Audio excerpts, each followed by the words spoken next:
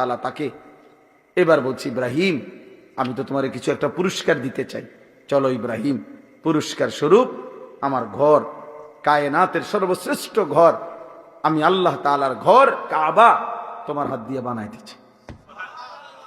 যাও তুমি আমার ঘর বানাও।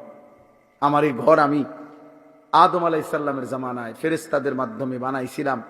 নূহ আলাইহিস সালামের জামানায় আমি ঘরের উপরের প্রাচীর দেওয়াল তুফানের সময় আমি উঠাই নিয়েছিলাম।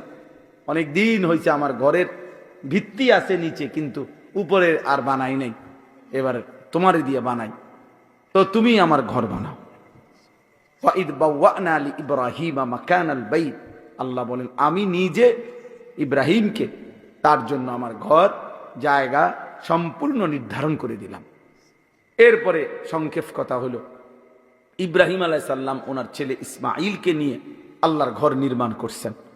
আল্লাহর ঘর নির্মাণ করার পরে আল্লাহ তাআলা তখন এই আয়াত আল্লাহ বলছে, ওয়াআদ্দিন ফিন নাসি বিল হজ্জ, ইব্রাহিম তুমি যেহেতু আমার ঘর বানিয়েছো, অতএব আমার এই ঘরকে কেন্দ্র করে সারা পৃথিবীর আমার বান্দাদেরকে ঘোষণা দাও যে তারা যেন আমার এই ঘরকে উদ্দেশ্য করে হজে আসে।